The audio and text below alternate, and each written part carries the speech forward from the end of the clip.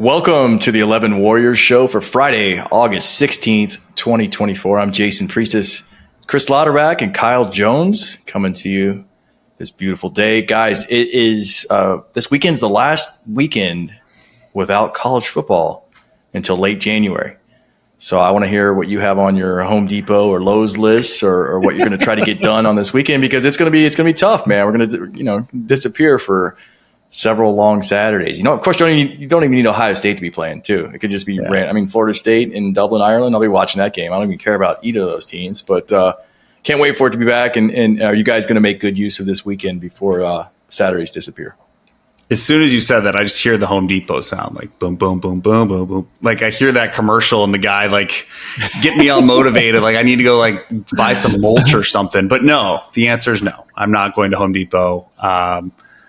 Try to see my wife a little bit so that she doesn't divorce me after football season, since I don't really spend a lot of quality time on the weekends once fall hits. So, Yeah, I guess my wife doesn't worry about that. I'll watch like other Power 5 teams, but man, when it's like those early bowls in early December, I'm not watching those things either. Like maybe in the background, but it's certainly not. I'm not going to get in trouble over watching some, trash like that. But yeah, we got kid stuff this weekend. Maybe I can get out and golf one more time. I feel like once kickoff happens, it's hard to get out. So but whatever. Good problem to have, right? We got, like you said, one more empty week and then just 2 more empty weekends without Ohio State. So sign me up for that. Bring it. Got a huge show today, man. Ryan Day names a starter at quarterback while some other position battles come into focus. We go deep on the defensive side of the ball as part of our preview series, and Michigan State finds itself in a Hitler lawsuit. Let's start with the big one, man. Yesterday, Ryan Day at his press conference wasted little time. First response of his presser named Will Howard his starting quarterback. Here's what he had to say. Will Howard will start the first game against Akron. He is our starting quarterback. I think that, Chip has done a great job of rolling the quarterbacks from the first day of spring all the way to now. I think we're 12 or 13 practices in here, so you're talking almost 27, 28 practices. And when you take the aggregate of all the numbers, Will graded out significantly ahead of the other guys in the teamwork. And Devin right now would be the number 2. Now we still have a big scrimmage on Saturday, so these guys are going to continue to work. Julian, Lincoln, Air, they're all going to, compete, going to try to get as many reps as we can. We are currently still rolling 3 groups, so there's a lot of reps to go around. But we're excited about Will being the starter. Will has really taken a command of the offense, I believe. You feel him in the huddle. You feel his experience. I think he did a really good job, as we talked about, of changing his body in the offseason. So he's become a threat both with his legs and with his arm. And the more he understands what he's doing out there, and when he does, he's really executing very well. I think the guys are excited, when he gets in the huddle. Not to say that they're not excited when the other quarterbacks are in there, but they do feel Will. And, I know he's excited about leading the team. It didn't seem like a lot of hesitation from Day right there, which kind of tracks with what we've heard the last 2 to 3 weeks with Howard coming into form, putting more zip on the ball, throwing a prettier ball, taking control of the huddle and the offense. They've all talked about it. And Chris, credit to you for saying last week on this show that by the time we're on for this show, the very next week, we could very well have a quarterback named. You nailed that. I think I picked a little later in camp for my prediction, so good job there. But guys, how important is it for a team to know they have the guy already, especially when you compare that to last season when it didn't seem to be determined until, the night before the opener?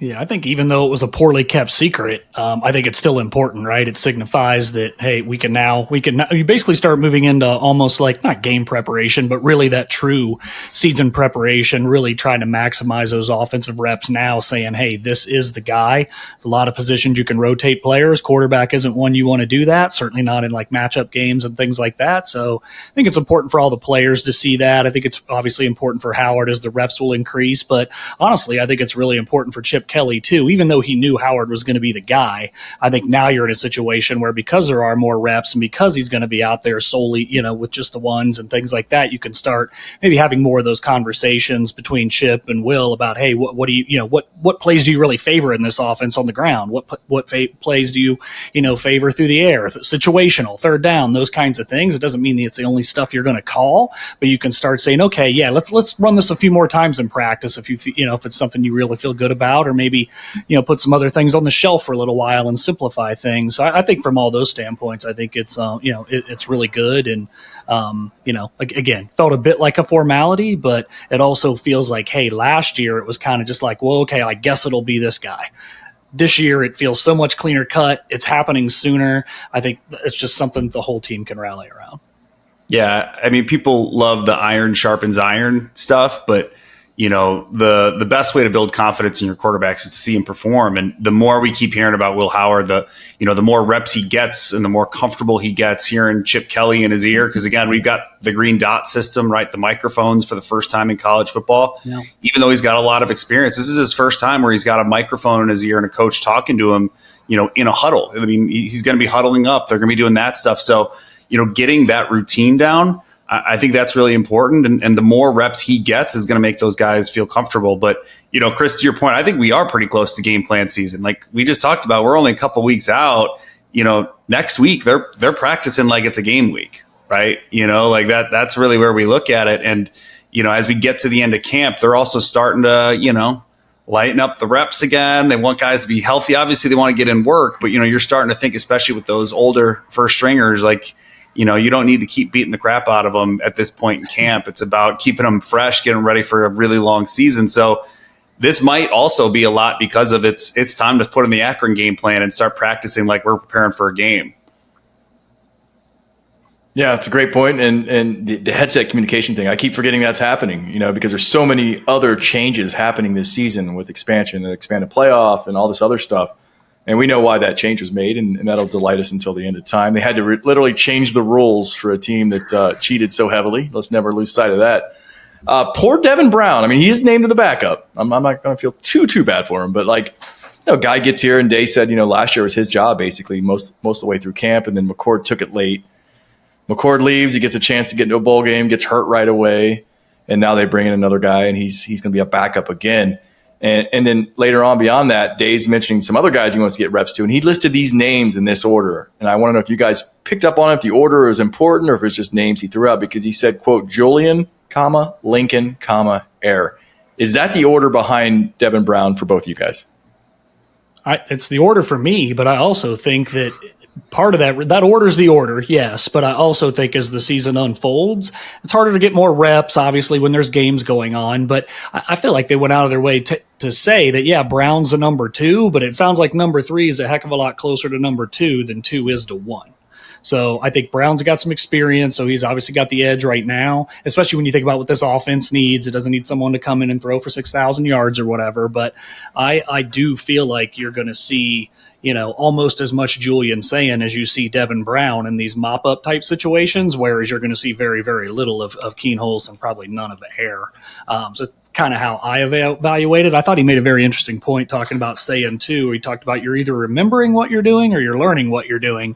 And he's, I don't know how Julian's going to remember that stuff unless he gets a little bit more opportunity to play. And they're so high on him that, I'll be pretty surprised if, when we look back at the end of the year, assuming everybody's healthy, if Sayin doesn't have, about as many snaps as Brown does. Jones, reaction to any of that? Yeah, I think it's re-recruiting, right? We live in a portal era where you've got to be recruiting your own roster all the time. And messages like this are a big way you do that. Like, those players understand when this stuff gets out and, they hear it. And, it's tough for Aaron Nolan and Lincoln because, that's a signal that they're probably – not going to be the favorite when next year comes around, right? They're going to be fighting for playing time, and that might mean they need to look elsewhere, especially with Tavian St. Clair coming in. So, in that situation, it's really about, making sure that if you're Ryan Day, that you've got your star freshman is content and willing to stick around because he's not going to see the field very much this year, if at all. Some other camp notes, Day and Chip Kelly both raved about Tegra Tshabola at right guard. almost to the point of them abandoning him as a depth piece at tackle, and just saying he's really coming into it lately. I know that, we've talked about that being a battle between Carson Hinsman and Tegra for that spot. But it sounds like Tegra's kind of grabbed the lead, man. Am I reading that situation correctly? Yeah, I think this is the output of his physical abilities. He's a little bit older than Hinsman. I think he's a year ahead. And all the reports that I've ever heard, both from our guys and then people that just, went to practice, the open practices a couple weeks ago, he's a physically imposing guy, right? Like you notice him when you walk on the field. And so I think it was not a question of his abilities. I think it was always a consistency question, right? And making sure that as they put in some new wrinkles, I don't think the offense is going to be different with Chip, but there will certainly be some wrinkles and making sure that they feel confident that he's the guy. I think Hinsman, like we talked about last week, needed to get a little bit stronger, needed to get a little bit bigger, develop into, a Big Ten lineman. He can still do that. I think he'll be the first guy off the bench, and he's tall enough and long enough. And I know this is a concern that some of us have. Like, I think he might be a guy that they give reps to at tackle, and he might just be the sixth lineman that, regardless of where that is, we know he can play center. He's been practicing at guard, and he's got the length, and he was recruited, I believe, more as a tackle. So, that might be a guy that sees a lot of playing time regardless, but it's up and down the line. Yeah, really interesting thoughts there. Yeah, I'm little bit perplexed by it all, honestly. I feel like it's good news to hear that Tegra's in the lead. I don't know that, Hinsman missed a couple practices. We know there was some of that at play. So, still, I think last week what we said is still probably has some validity to it of, hey, whoever starts game one, okay, cool, fine. But I would imagine both Hinsman and Tshabola are going to see plenty of reps at right guard through the first, 4 or 5 games. And we'll see where, that'll gradually change, right? Like I would think that would build up to something as you truly land on a guy. But so I'm good with all that. I was a little more surprised that they're just saying Tegra. When Day said that Tegra really wasn't seeing any more reps at right tackle is what really makes you think. Obviously, he must be the starter at guard, but which is great. That's fine. But I struggle with, who is the backup tackle then at that point. Then could it be Hinsman? I guess, but we've not really heard his name much, and that doesn't mean it couldn't happen, to your point. But I think we've been hearing more about them kind of gassing up Mahalski a little bit, and Fitzpatrick really hasn't been there much. Luke Montgomery, they were moving all across the line earlier in camp and probably still doing some of that. So my continued worry about this team is not really who the right guard ends up being. It's more of if something bad happens, especially on the edges, what are you going to do about it? Meaning, like an injury to Simmons or Fryer. And that's still, I think my worry there maybe just magnified a little bit, knowing that maybe Tegra Willie or Willie won't be part of that solution, because I feel like, to me, he would be the most gifted person to be the third tackle, but we'll see. You don't, hopefully nobody ever gets hurt and they'll be good to go. But yeah, Tegra, good for him making some moves. Sounds like he's the right guard. Yeah, some linebackers getting some love as well. Cody Simon, heard about him for a bit here, man. Got some good time in the Cotton Bowl. Is going to be the Will guy this year. I'm sorry, the Mike guy this year. And Laurinaitis, man, spoke about him earlier in the week, said, quote, Cody Simon is a guy you could put at Mike, at Will, at Sam. You can move him all around. He's the unquestioned leader of the group.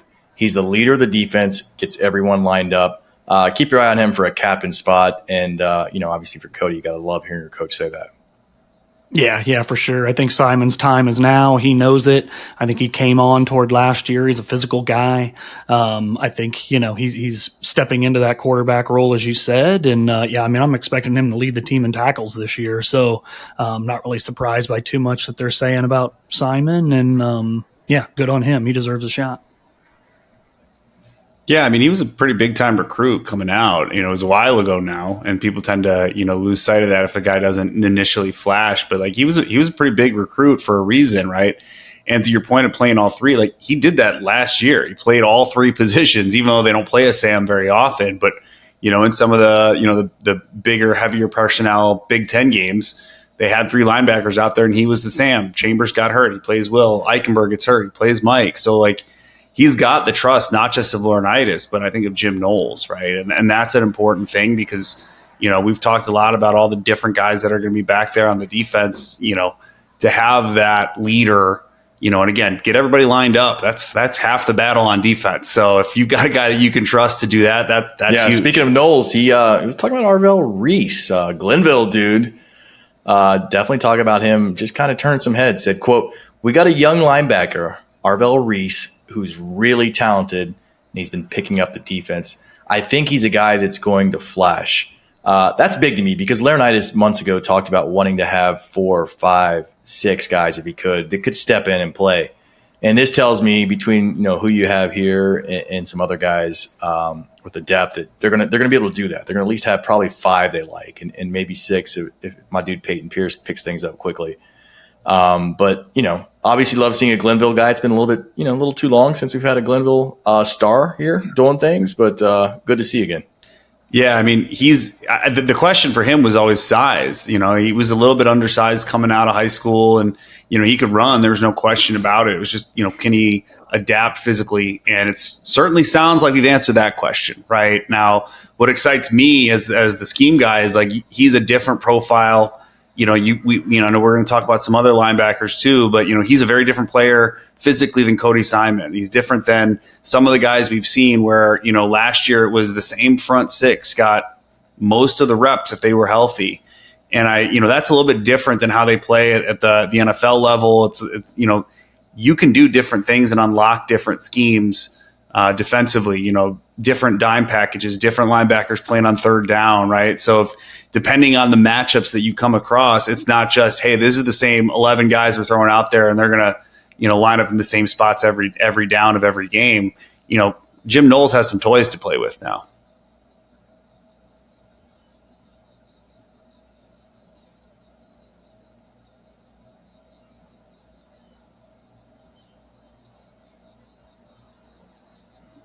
Yeah, he does, and I'm sure he's excited about that. Quick note to tell everyone to head over to 11warriors.com for our 2024 Ohio State football season preview. A lot of really, really good stuff's already been written and more is to come as this team barrels into the opener against Akron. Keeping on with Jim Knowles, man. This is his 3rd year with Ohio State as the DC, the $2 million a year guy, 1.9, whatever it is. And they say, his defenses make jumps from year 1 to 2 to 3 the personnel understands what's happening. His scheme kind of permeates programs. His first year here was 2022, took over for a absolute tire fire with the Ohio State defense ahead of him. One of the more maddening, frustrating defenses I've ever watched as an Ohio State fan. I think a lot of fans would probably feel the same. First year was 22. He got him into, I want to say, 27th, 28th total defensive ranking that year. Got him in the top 30, man. Made some progress. Still wasn't enough to beat, some of the teams that you want to beat on the schedule. And then last year made another big jump. Second in scoring defense, second in pass efficiency defense, third in total defense. Like a really, really big jump. A legit defense as a strength of the program type defense. If his teams are known to make jumps when they're bringing in new personnel and younger guys and kind of weaving them in, what are we expecting when he's got a defense with all of his stars coming back? What kind of jump are we looking at? Are we looking at, are you guys thinking this could or should be one of the, not one of the top defense in college football? Because that's kind of where my head's at. Yeah, I think there's every reason to believe that that's the ceiling this defense should be shooting for. You mentioned all the guys coming back, but it's also, like you said, guys getting more comfortable in the system and how the metrics have kind of bared that out as well. I think last year, there was this focused correction to say, hey, we're not going to give up big plays because of what had happened 2 years prior. I think this year you're going to say, okay, yeah, I have a lot more confidence in the back end to where you're not going to be reckless, but I think you're maybe, going to see a little bit more aggressive nature out of the team where instead, you rattled off a bunch of really great metrics, but they didn't really create a lot of havoc last year. So I don't think they feel like they've got to go completely to the other end of the spectrum. I don't think that's what the team should be shooting for, but the tackles for loss last year, you mentioned about 5.5 per game. I looked it up. That was the worst total for an Ohio State defense going back to 2012. Now that was a good defense in its own right, and there's lots of ways to skin a cat, but I think this defense is going to want to, get after guys a little bit more, get them behind the chains even a little bit more often. This was still a good third down defense, even with, the rush defense itself was barely top 30 in rush defense. But for me, I'm looking for a little bit more havoc this year. I know that's like sexy to say, but I think that like really is, you get teams behind the chains. that's when you get more turnovers. You get more of those other things. So to me, tackles for loss, expect a pretty significant uptick, and even interceptions or turnovers. Period. They were 124th in turnovers gained last year. Only 11 takeaways for Ohio State last year. I mean, that's just a ridiculous number. I know they're going to play more games this year, but gosh, that needs to be closer to 20 for what this team is capable of. So for me, yeah, they're going to do all those things they've been doing, but I think they're going to be a little bit more aggressive and create a little bit more havoc, just ball hawking and creating plays for themselves.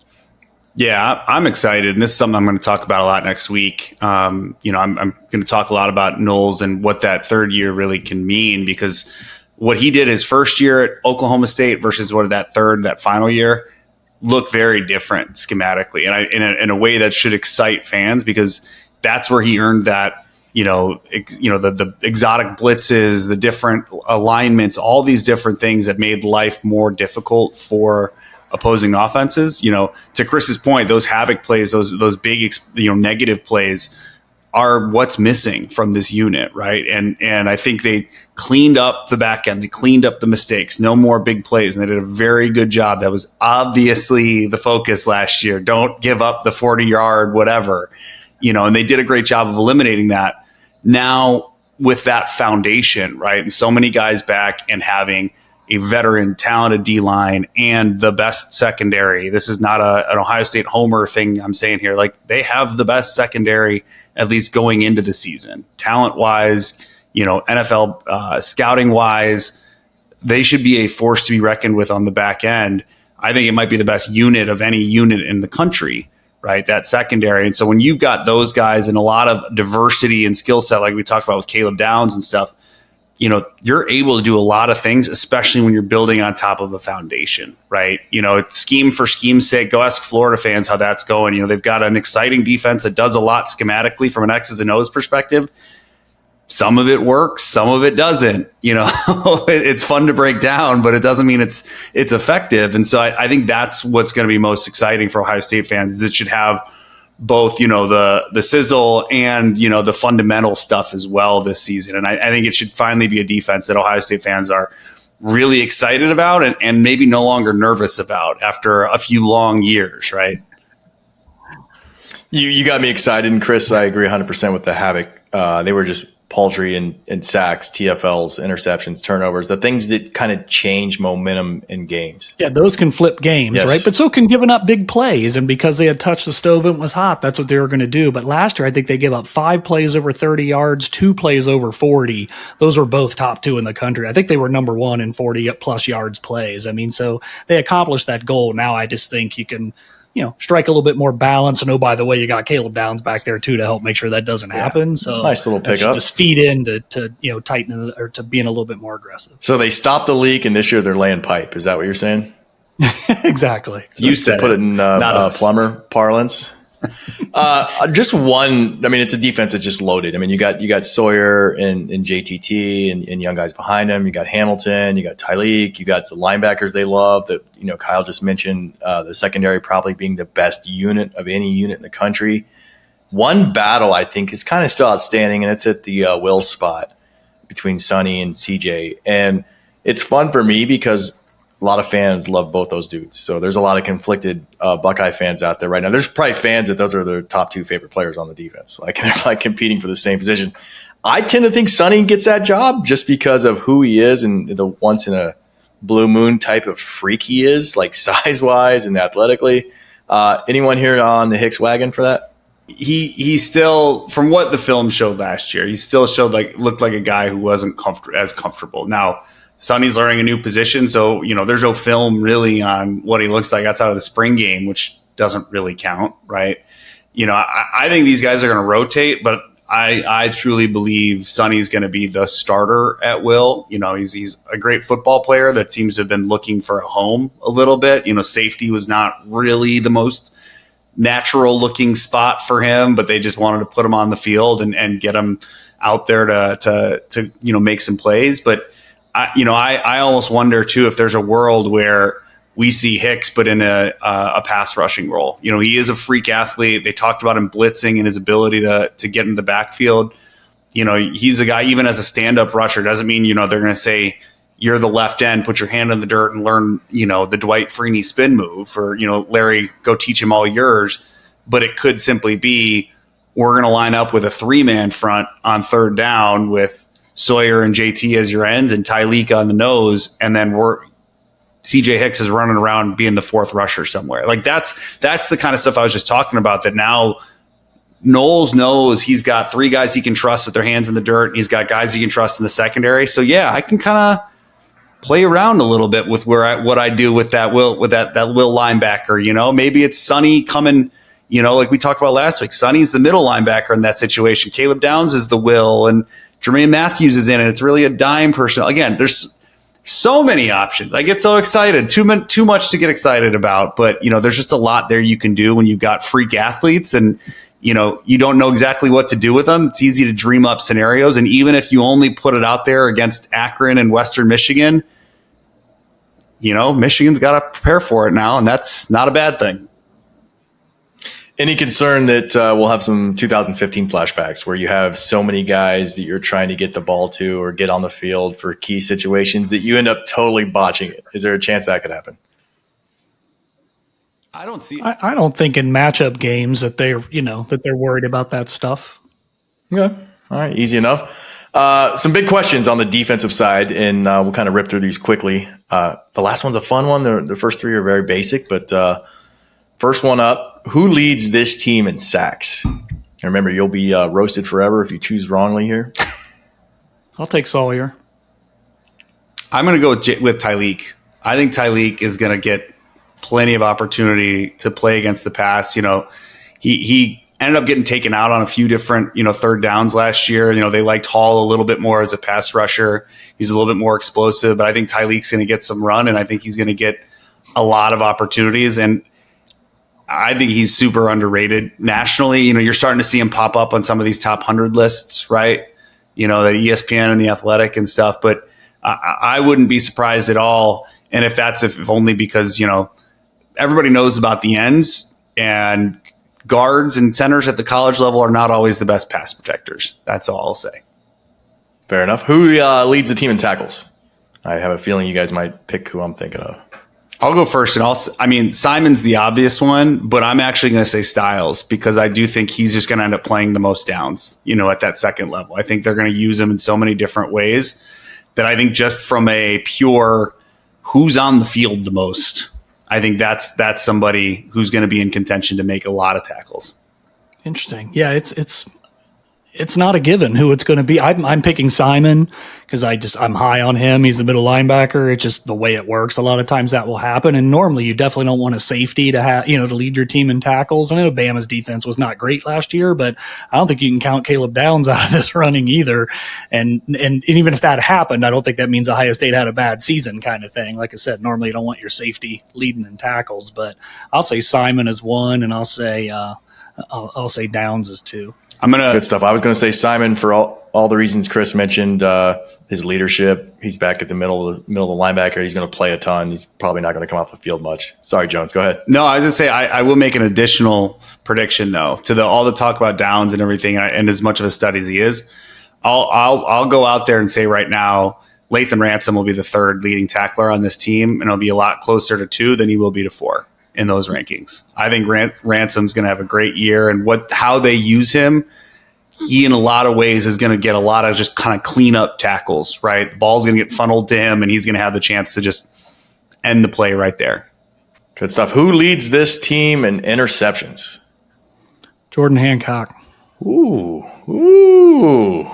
That's a good one. I'm going to go with Burke's not going to get tested enough. No. Right? I don't think Burke's going to get the ball, see the ball. It's going to be an Antoine Winfield type situation.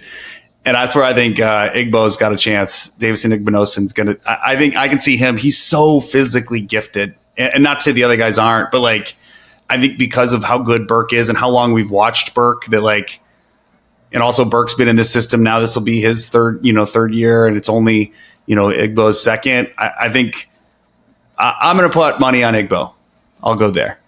Good stuff. So we got Hancock and Igbo. And I'm going to get wild here, man. I'm going to say Jermaine Matthews, because you remember that year when Malik Hooker showed up and played 10 10% of games, but like led the team in killer plays somehow. Like I think Matthews can do that, and he's going to get tested. He's going to get thrown at. They're going to say, okay, these two are returning starters. I'm not going to go after them. Hancock's really good too. Let me pick on this fourth guy who's probably like a number 1 or 2 at most other teams in the country.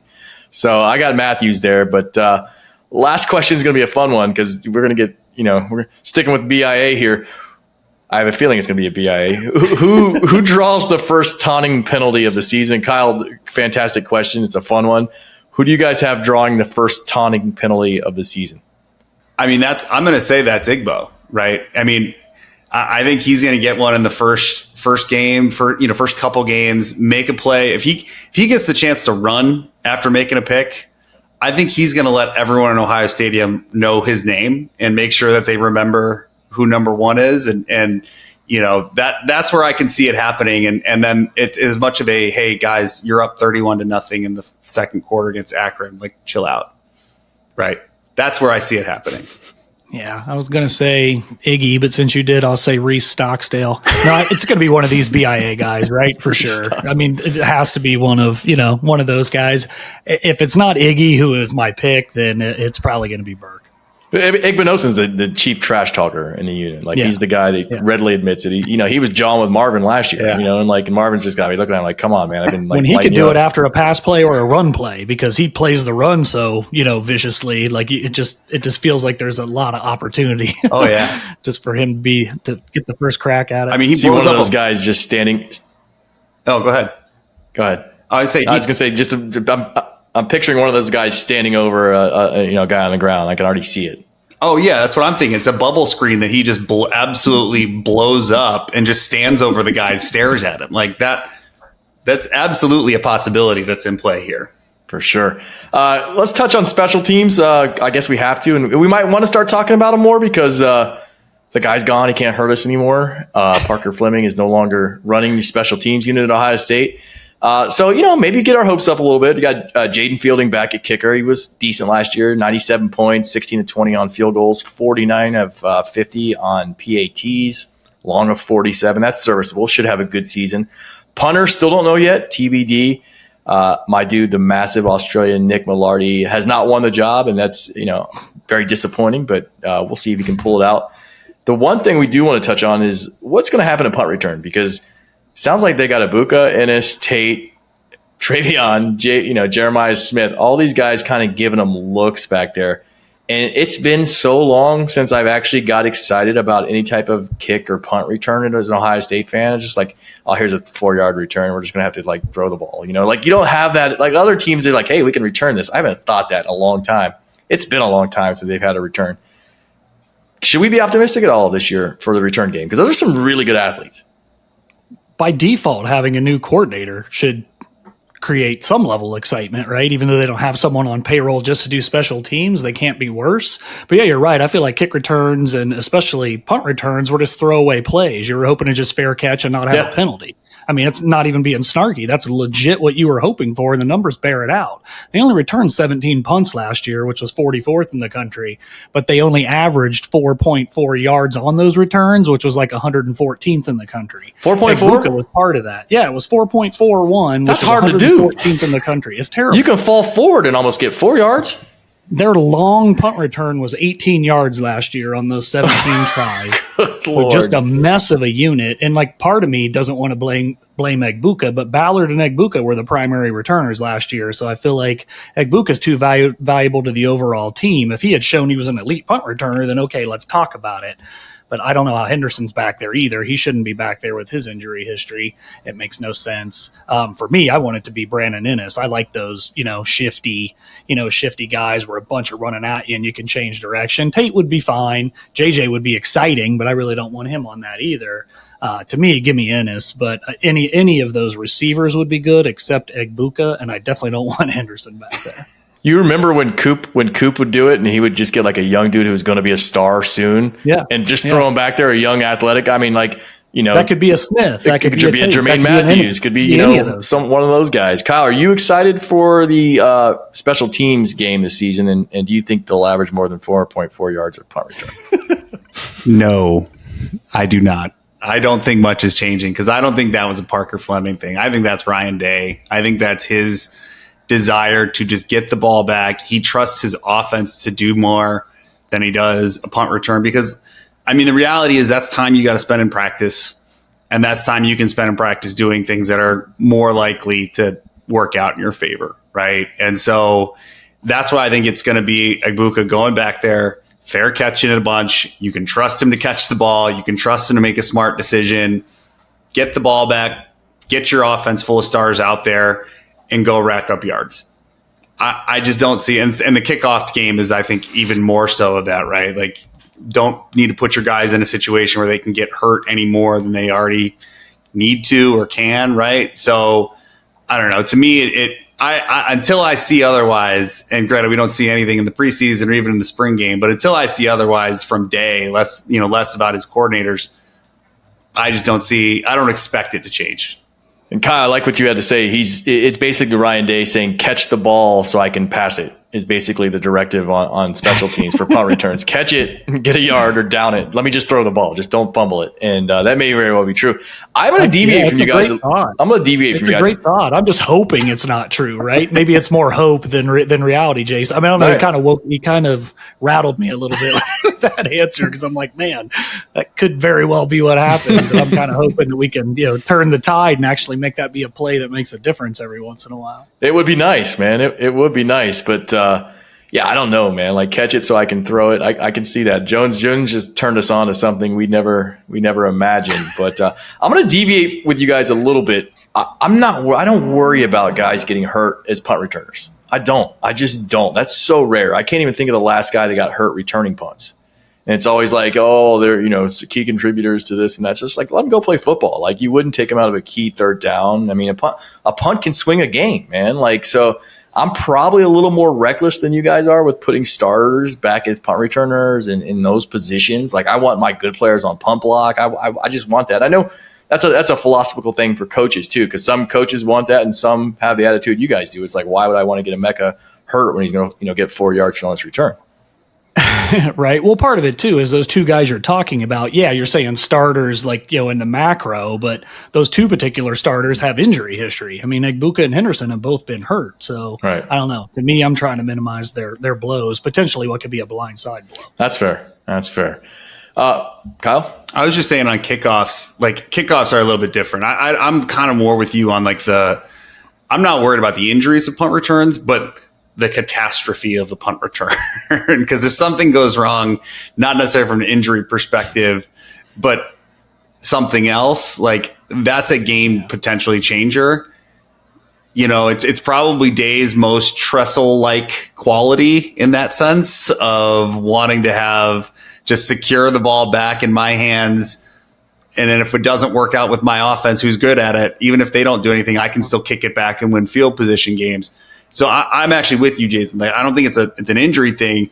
I just think it's a risk mitigation from a bad thing happening type perspective. Very well could be true.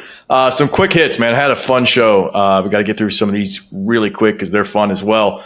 AP released their preseason poll. Ohio State is second in the poll. I think a lot of us expected that. Top 10 is Georgia, Ohio State, Oregon, Texas, Bama, Ole Miss, Notre Dame, Penn State, Michigan, and Florida State at 10.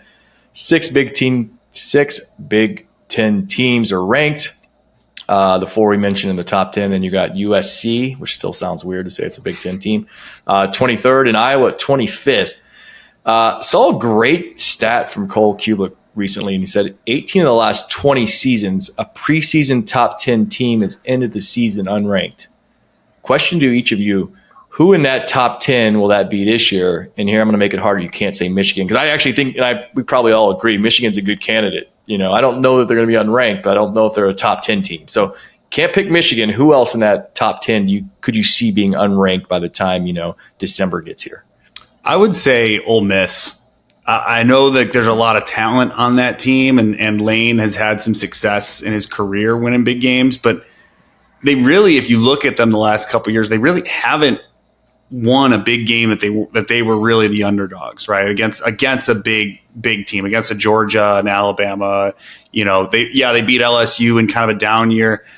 Not saying they won't be, after I say this, I'm sure they're going to make the national championship game, and somehow some Ole Miss fan's going to remind me of this in 5 months. But they would be my guess, just if only because that schedule is brutal, right? Like they play a lot of good teams, and they just they haven't shown us that they can actually go out and win a bunch of them. So I can see a world where they lose 3 games, and somehow that momentum carries them to losing to Arkansas or something like that, right? And then all of a sudden they're out of the top 25.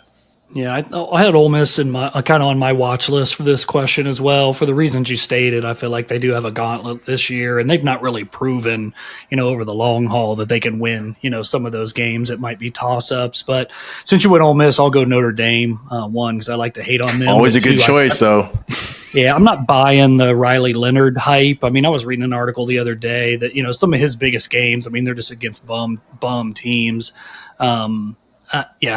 I won't be surprised if Notre Dame's pretty good, but if we're trying to pick a team that may, be unranked to fall in line with, Cube's or Cole's stat, they go to Texas A&M. They got Florida State at home, I think, and they're at USC. So not a gauntlet per se, but I could see the wheels falling off of Notre Dame if the quarterback situation doesn't work out the way they're all assuming it will. Indeed, and I much like you guys, Ole Miss was my top choice for the many of the reasons you share. The schedule, like they'll do some Ole Miss things at some point, and it'll cost them a game or two. But that's not fun. We can't all say the same thing. So I'm not going to actually answer the question the way it was tossed out, but I'm going to say Alabama is one of my teams that I could see falling out of the top 10 along with Michigan. I don't know if Alabama's going to end the season unranked. I doubt that. I highly doubt it. But I could see an 18th ranked Alabama, towards the end of the year. It's a transition year. You had a guy that was there forever. And listen, I think DeBoer is a really good coach too. I think he's a fantastic coach. He's not Nick Saban, thank God, for every other fan base in college football. But he's a really good coach. But at the same time, I could still see some hiccups in that first year. He's getting used to the Southern booster environment, how things are done down there. And, I know he has Nick to lean on and whatnot. But I could easily see Alabama, again, tough SEC schedule. They're going to have to play some really, really good teams this year, like they always do. And you add Texas and Oklahoma to the mix. I could see Bama falling. Guys, I think everyone remembers the 23 season just last year. Michigan State scoreboard operators showed a photo of Adolf Hitler, just as you do on your scoreboard at the Michigan State pregame up in East Lansing. Internet was like, I remember the pic came out. Do you guys remember that? Seeing it hit social media, I was like, that can't be real. That was my first thing. I was like, there's no way that's real. That someone photoshopped that, and you're like, that's real. Okay, that's not great for Michigan State. Sparty ended up kind of tossing the quiz company under the bus. It was part of a quiz. And the question, I think to be fair, was what was his birthplace? And the answer was Austria. And if you're in a history competition, that's a fine question. Probably not a good question to have on a stadium scoreboard. I'm just going to be honest, man. Even if it was innocuous, it was a fact, like where he was born, what country was he born in. But time and a place, buddy. Don't put that question in a college football game environment. So this week, man, I think it's Carcelius Media, the maker of these custom quizzes for businesses, sued Michigan State in federal court. They're looking for $150K, which honestly seems reasonable. They claim that Michigan State not only stole the trivia quiz from their YouTube, so they didn't get permission to use it. They were a client, but they're like, hey, we're just going to steal one of their other ones. We didn't ask to use that. Used it on the scoreboard, had Hitler as an answer and Austria as the birthplace. And then they're mad because they claim Michigan State disparaged them when they apologized for using, quote, inappropriate content from a third-party source. And, I kind of see their case, man. I'm not going to lie, because, they didn't give them permission to use that quiz. It wasn't vetted by anyone on their team. And then comes out, they basically throw them under the bus. Inappropriate content from a third-party source sounds like they supplied that, right? It sounds like they supplied it to the stadium. No, the stadium grabbed it on their own. So right. I'm cheering for these guys to win that $150K lawsuit. Where are you guys at? Yeah, I didn't realize all of that behind the scenes stuff. I remember when it came out and thinking it was a meme and whatever, but I hadn't read all of that. I hadn't heard that literally till we're talking about it here this morning. But yeah, it's ridiculous. That'd be like a DJ being, playing Straight Outta Compton or something, and oh wait, no, I want to go after NWA for that. What are you doing? Why did why are you playing that? So Michigan State clown show as usual. Yeah. I'm sure the media company doesn't love that the first thing that happens when you look them up is Hitler, right? That's probably this more than anything. This is probably all the money that they might try to be looking for here is going to go towards a rebrand, change the name, change the website, so everybody can, not have that be what they find when they look them up. But I just gotta, I harbor no ill will towards Michigan State personally, but it's kind of incredible that somehow that was like the peak of the Connor Stallion stuff, if you remember. Like everyone was so wrapped up in the allegations against Michigan going into that game, and somehow the Michigan State athletic department came away looking worse, which like bravo, like that really just take the cake on that one. We hear your Stallions cheating scandal. We will raise you one Hitler is kind of what they said. Just ran with it. And, interesting story. I don't know that we'll ever discuss Hitler on a college football scoreboard again, and probably rightfully so. But to learn more about this, search the web for, quote, Michigan State Hitler. It's out there. You can get the full story. Last bit today, Harbaugh backed down a little bit. You guys remember all the way back to last week when Michigan announced mere days after he got hit with a 4-year show cause penalty that he was going to be the honorary captain for Michigan's opener. And the internet was like, again, that's another thing. I'm like, this can't be real. It's kind of like the scoreboard thing we just talked about. I first saw it. I'm like, this is someone like, this is misinformation, fake content, whatever. No, they were going to bring him back. But Sharon Moore, the new head coach, said this week that he will not be coming back to be the honorary captain for their opener because he, quote, didn't want to be away from the Chargers, which sounds completely believable. Good job. I think it's just a case of a couple idiots, maybe 3 idiots, would go Ward, Sharon, and Jim, just cooking up an idea. Ward probably wanted to show that he appreciates Jim and was probably doing something foolish there. Ward Manuel, the athletic director, of course. And then all of a sudden they're like, whoa, that trial balloon didn't go as well as we thought. They heard from the internet. They're like, what are you doing? Like, do you remember how they treated DeVere and Terrell Pryor and Jim Tressel? Like, Terrell's not even allowed back on campus. If they see him, they'll have campus police escort him. I mean, there was like crazy stories like that back in the day when he got his, penalties and Jim got his show cause. And then he's trying to come back to the very next game after leaving town in disgrace. Like, infuriating. I'm kind of ranting a little bit, guys. I apologize. I'm going to let you speak in a second, but I appreciate Jim Harbaugh because he makes it so easy to hate Michigan. So easy. So he's not even there, and I'm still hating on him for things he did when he was there. So appreciate you, Jim. Colossally dumb idea. I'm glad it's not happening.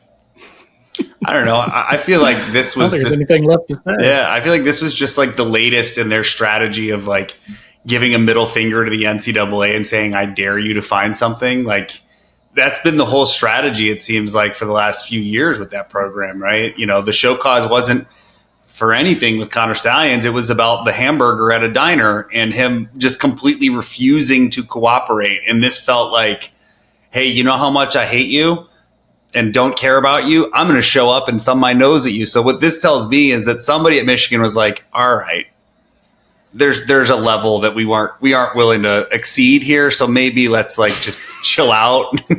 Like, I get that you don't think they will do anything, but like maybe we just don't need to keep provoking them. Maybe let's just like sit this play out. Right. So I don't know, maybe if there's hope that they're going to get their punishments, it's actually happening someday somewhere that will happen. And the university was like, please don't do this. Please don't go through with it. Yeah, I mean, well said, Kyle. That's, I again, hate the program. Glad to see them look foolish. And even when they back down, they look foolish. But had a blast, man. Football is really close. Next week on this show, we'll be talking about a game getting ready to kick off on the next day. And then a week after that, it'll be Ohio State football. Thanks for joining us. Be sure to like and subscribe. Tell your friends. Repeat all of our good jokes. Never tell any one of our bad jokes. And take care of each other. Be good to each other. Go Bucks.